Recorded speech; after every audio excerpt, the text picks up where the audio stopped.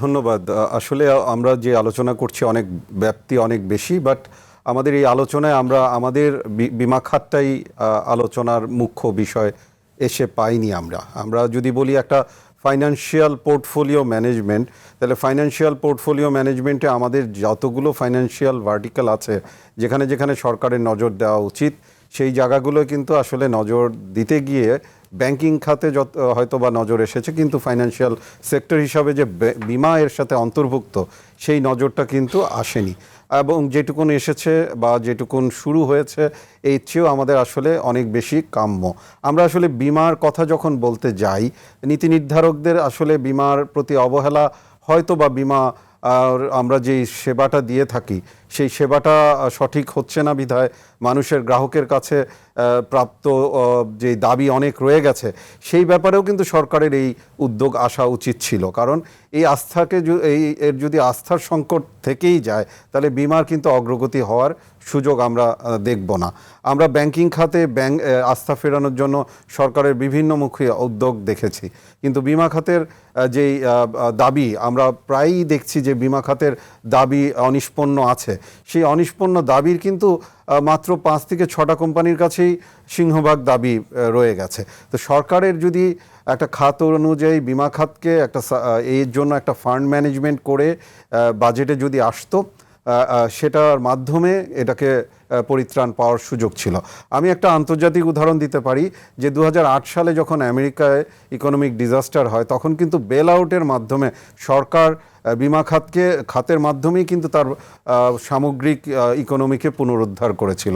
বাংলাদেশেও কিন্তু এটা করা খুবই উচিত, প্রয়োজন, এবং এটা করা সম্ভব। এবং উপেক্ষিত যদি বলে থাকি, আমি কোন খাতে বিমার বাজেটে কি আছে, বিমার বাজেটে তো আমরা আসলে কিছুই খুঁজে পাই না। যে ইন্স্যুরেন্সের কথা বলছি সেটা কিন্তু ডাবল ট্যাক্সেশন। যদি আমরা ডিজিটালাইজেশনের কথা বলি, বিমা খাতে কেন বিনিয়োগ করবে? আজকে যদি এমন হতো যে আমরা বলছি যে বিমা খাতকে আরও উন্নত করার জন্য প্রযুক্তির ব্যবহার, এখন যেই কোম্পানিগুলো প্রযুক্তিতে বিনিয়োগ করে ব্যবহার করছে তাকে কি আমি কোনো প্রণোদনা দিচ্ছি কিনা? আমরা আমাদের আরএমজি খাতে দেখি বিভিন্নভাবে আমাদের প্রণোদনা আসে, আমাদের কৃষি খাতে প্রণোদনা আসে, আমাদের এই অর্থনৈতিক সেবা খাতে কি কোনো প্রণোদনা আসছে না। যদি এমন হতো যে ইন্স্যুরেন্স কোম্পানিগুলো বিমার দাবি তার টেকনোলজি ব্যবহারের মাধ্যমে 100% দিবে, তাকে সরকার এক ধরনের ট্যাক্সের রিবেট দিবে বা ট্যাক্স হলিডে দিবে, তখন কিন্তু প্রত্যেকটা কোম্পানি এই সুযোগটা নেওয়ার জন্য তার সামগ্রিক কাঠামোগত পরিবর্তন আনতে পারত। তাহলে এটা তো বাজেটে নেই। তাহলে নীতি নির্ধারকদের এই জায়গাটা আমরা কিন্তু আজকে আপনাদের এই অনুষ্ঠানের মাধ্যমে জানাতে পারি যে সরকার প্রণোদনা দিচ্ছে, সঠিকভাবে যদি প্রণোদনার অন্তর্ভুক্ত আনতে পারত, তাহলে আমরা এই যে কৃষি খাত বলেন, স্বাস্থ্য খাত বলেন, সব জায়গায় আমরা এটাকে আরও এগিয়ে নিয়ে যেতে পারতাম। আমরা যদি বাইরে আমাদের পার্শ্ববর্তী দেশ ইন্ডিয়ার কথা বলি, রাষ্ট্রীয় বীমা যোজনার মাধ্যমে তারা কিন্তু সামগ্রিক কৃষিখাতকে বিমার আওতায় নিয়ে এসছে। আমরাও কিন্তু এখন আমাদের যে নতুন সুযোগ এসেছে বিভিন্ন কার্ডের মাধ্যমে আমরা কৃষিখাতকে, যেহেতু আমাদের জলবায়ু পরিবর্তনের বিষয়গুলো আসছে, কৃষিখাতকে, স্বাস্থ্য খাতকে, অন্যান্য সেবা খাতকে কিন্তু আমরা বিমার মাধ্যমে অন্তর্ভুক্ত করতে পারতাম। কিন্তু বাজেটে বা নীতি নির্ধারকদের সেই নির্দেশনা যদি না থাকে, আমরা শুধু বিমা বললেই যে বিমা এই খাতকে আমরা ইগনোর করি, আসলে ইগনোর করা যাবে না।